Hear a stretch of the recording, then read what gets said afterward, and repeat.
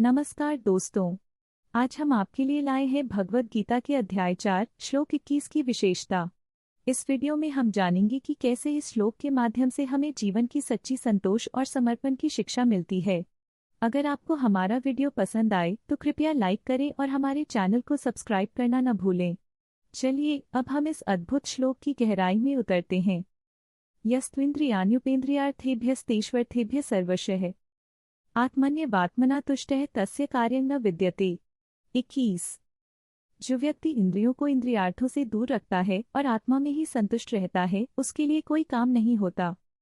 भगवद गीता के इस श्लोक में कृष्ण अर्जुन को बताते हैं कि जो व्यक्ति अपने इंद्रियों को इंद्रियार्थों से दूर रखता है और अपनी आत्मा में संतुष्ट रहता है, वह सच्चे अर्थ में जीवन को समझता है।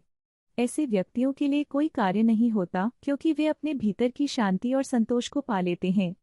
यह श्लोक हमें सिखाता है कि बाहरी संसार में जो सुख है वो अस्थायी है, जबकि आत्मिक संतोष स्थायी है।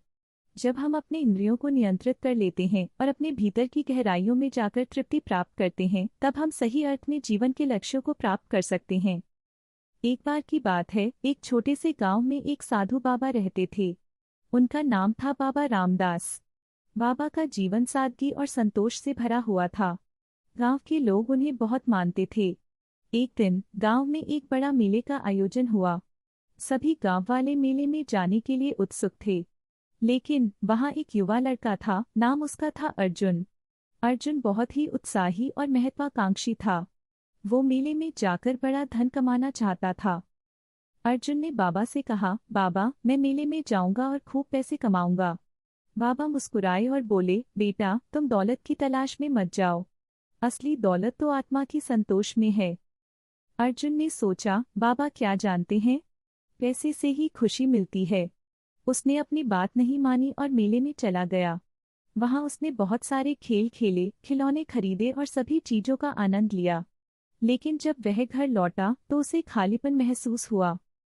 अर्जुन ने फिर से बाबा से मिलने की सोची। बाबा ने उसे देखा और कहा, क्या हुआ बेटा? अर्जुन ने कहा, बाबा, मैंने सब कुछ किया लेकिन मुझे खुशी नहीं मिली। बाबा ने कहा, देखो, तुमने इंद्रियों को संतुष्ट करने की कोशिश की लेकिन आत्मा की संतोष को नहीं पाया। जब तुम आत्मा में संतुष्ट रहोगे तभी तुम्हें सच्ची खुशी मिलेगी। इस बार अर्जुन ने बाबा की बात को गंभीरता से लिया। उसने ध्यान करना शुरू किया और अपने भीतर की गहराइयों में उतरने लगा। धीरे धीरे उसे समझ में आया कि असली संतोष बाहरी चीजों में नहीं है, बल्कि अपने भीतर की शांति में है। इस कहानी से हमें यह सीख मिलती है कि वास्तविक सुख केवल बाहरी भोग में नहीं, बल्कि आत्मा में संतोष में है। जैसे अर्जुन ने समझा, हमें भी अपने इंद्रियों को नियंत्रित करना चाहिए और अपने भीतर की गहराइयों में जाकर सच्चा सुख पाना चाहिए। अगर आपको यह कहानी पसंद आई तो कृपया लाइक करें और हमारे चैनल को सब्सक्राइब करना न भूलें। ऐसे ही और अद्भुत कहानियों के लिए हमारे साथ जुड़े रहें।